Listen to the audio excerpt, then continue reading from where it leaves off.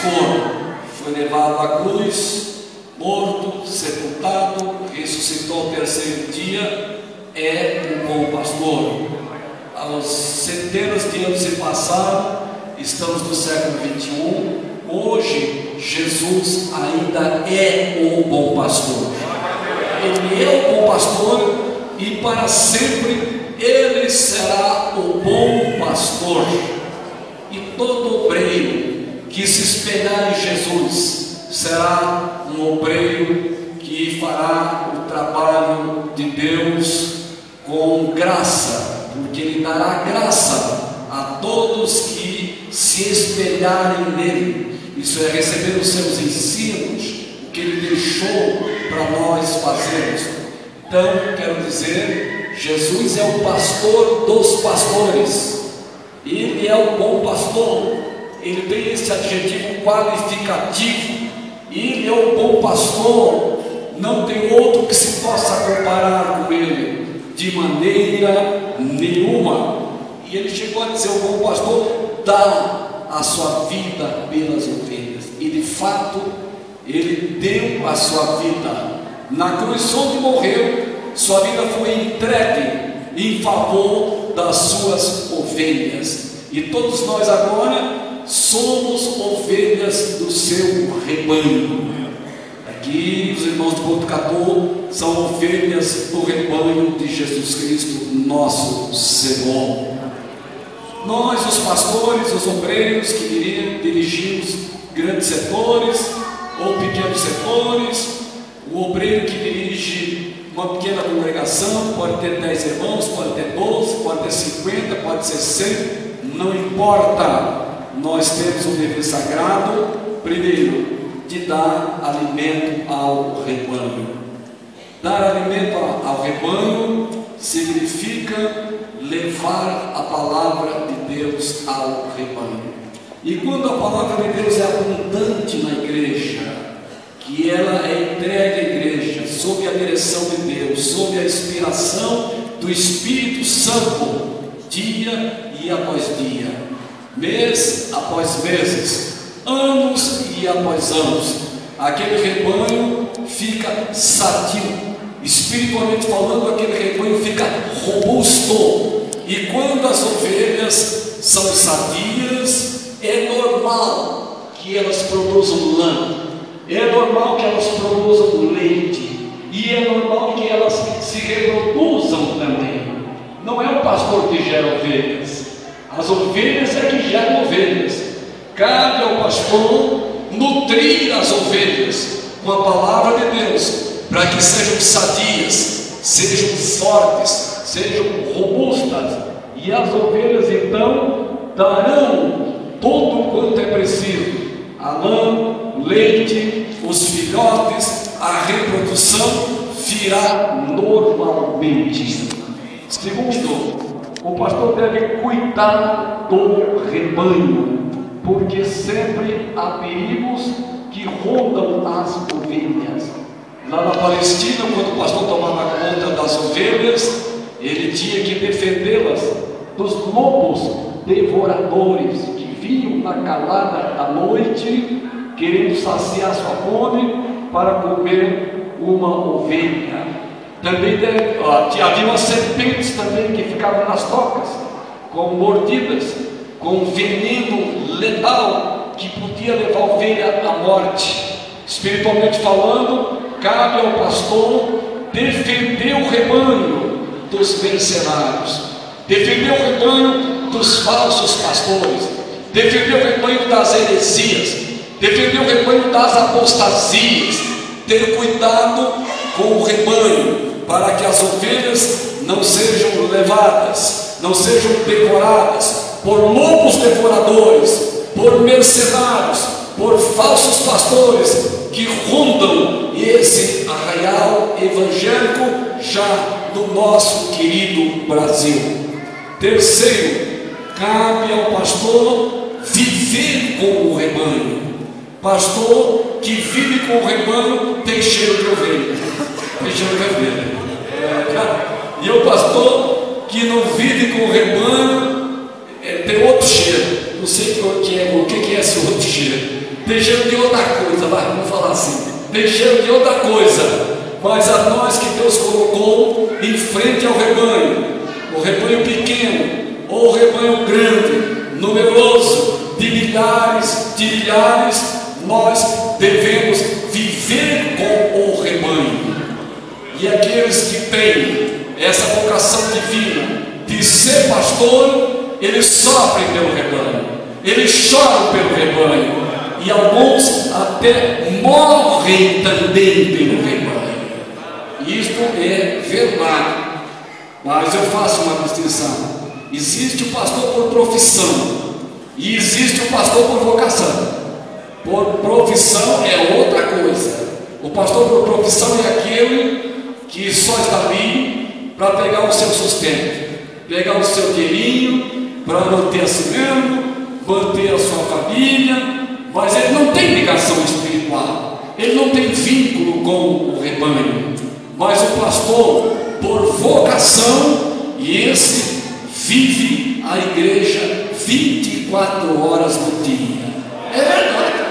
Mas pastor, então o pastor não pode dormir? Pode dormir, mas quando ele dorme, quantas vezes Deus mostra a igreja para ele?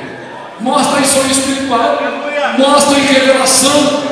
E quantas vezes o pastor se levanta à noite da sua cama, joga para lá a coberta, em traje minúsculo de dormir, e vai dobrar o seu joelho, porque está se lembrando da irmã Maria, porque está se lembrando do irmão Antônio, porque está se lembrando do irmão Hilário. Desculpa tomar seu nome, é porque eu te vi, só porque eu falei isso, viu? Mas não tem nada contra o irmão, o senhor também é pastor, pronto, está resolvido. Então, pastor é assim. O pastor não perde a imagem da ovelha. O pastor conhece o andar da ovelha. A ovelha que anda mais rápido, a ovelha que anda mais devagar. O pastor sabe se a ovelha está mancando, se ela está ferida.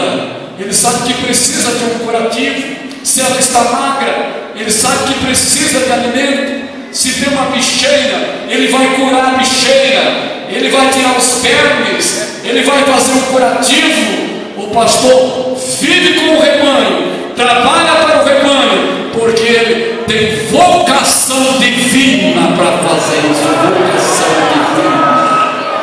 E assim que eu espero que todos esses obreiros tenham vocação divina, que os irmãos trabalhem por amor, que os irmãos vivam com o rebanho, porque se assim fizermos, o bom pastor, que é o bom pastor dos pastores, que é o bom pastor daqueles que são vocacionados, abençoará cada dia e estará convosco, e o vosso trabalho será coroado de êxito, e sereis recompensados pelo Senhor, meus amados. Serei recompensados.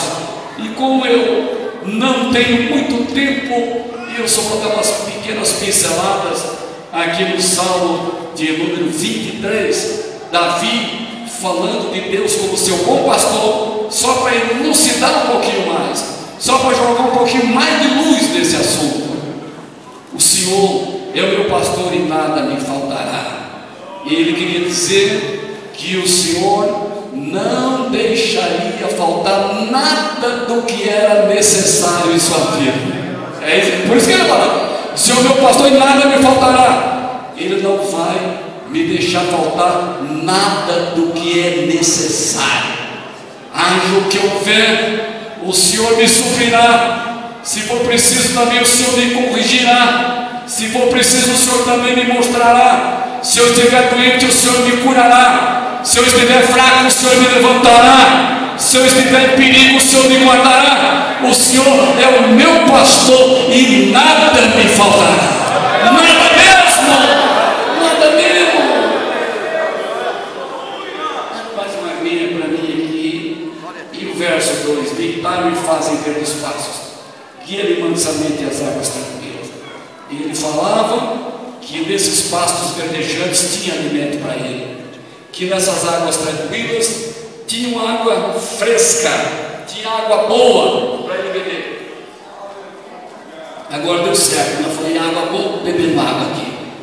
Então ele sabia que era espiritualmente estar deitado em pastos verdejantes, e ele aguarda as tranquilas. refrigera minha alma, isso é, me reaviva. É Ele quem me reaviva, é Ele quem me revigora, e é Ele quem me guia pelas veredas da justiça. Que coisa maravilhosa! E sendo que Deus era o seu pastor, lhe dava alimento, reavivava, revigorava, ele então podia dizer com certeza absoluta: ainda que eu andasse pelo vale da sombra da morte, no lugar mais perigoso, no lugar tremendo, lugar horrível, e ainda que isso vinha acontecer, ainda que eu andasse no vale da sombra da morte, eu não temeria mal algum. Quando o pastor José Rodrigues disse que ele nunca teve medo de enfrentar o trabalho, não teve medo de enfrentar o desafio. Mas o Senhor pode dizer isso, porque o Senhor está conosco. Ainda que andarmos no vale da sombra da morte, o Senhor estará conosco. E vamos em frente, em nome de Jesus. Vamos em frente, que a nossa caminhada é para o céu. Nossa caminhada é a pátria celestial, meus irmãos. Nós aqui somos peregrinos e forasteiros, mas chegará o dia que o Senhor nos levará para si mesmo. E diz aqui, ele, estou finalizando: preparas uma mesa perante mim na presença dos meus inimigos, unge a minha cabeça com óleo e o meu cálice transborda. Para o cálice transbordar, para a cabeça ser ungida, não é só na ocasião de festa,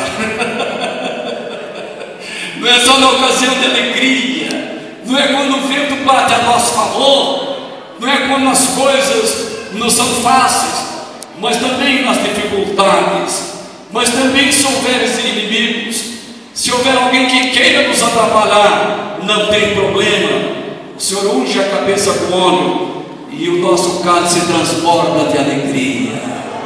Sabe por quê? Porque a alegria do Senhor é a nossa força. A alegria do Senhor é a nossa força. Todos têm a alegria da salvação nessa noite. Todos podem dizer glória a Jesus nessa noite. Todos podem adorar a Deus nessa noite. A alegria do Senhor é a nossa força. Seja louvado, o nome de Deus seja louvado, irmão.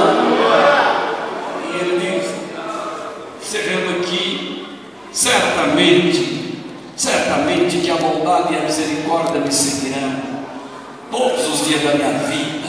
Está vendo? Não só quando ele era jovem, não só quando estava de meia idade, não só quando estava idoso, que já estava mais cansado, mas ele tinha essa convicção. E às vezes os pastores, quando entram na terceira idade, começam a falar: eu já não sou mais o mesmo. Às vezes nós mostramos nossas fraquezas. Comigo também acontece, né?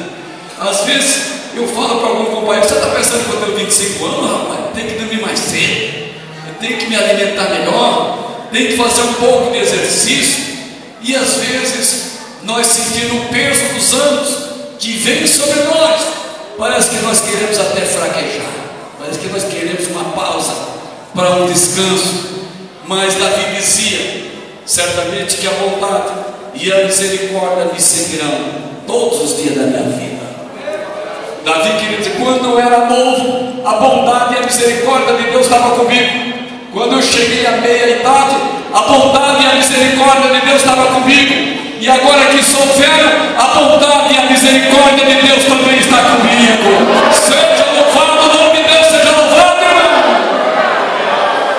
E não adianta o irmão falar: mas primeiro meu cabelo era preto, agora é branco. Primeiro eu tinha cabelo e os cabelos caíram. Primeiro eu andava eratamente e agora com o peso dos anos eu ando curvo. Não, meu prezado irmão, a bondade e a misericórdia de Deus ainda está sobre ti. Que coisa maravilhosa! Essa bondade e essa misericórdia, ela adoça a nossa alma, ela açucara o nosso coração, ela nos enche de regocijo, porque para o Senhor não tem novo, para o Senhor não tem velho, para o Senhor não tem sexo. Não, se é branco ou se é negro não interessa, se é analfabeto ou se é culto, a bondade e a misericórdia de Deus enche os nossos corações. Seja louvado o nome de Deus, que essa bondade está enchendo os nossos corações nessa noite. Aleluia. Vou encerrar. O Senhor é o nosso bom pastor. Jesus disse: eu sou o bom pastor. E completou: o bom pastor dá a sua vida pelas ovelhas. Está vendo? Que compromisso que ele teve com as ovelhas. Isso me responsabiliza, isso nos responsabiliza, porque agora o Senhor conta conosco.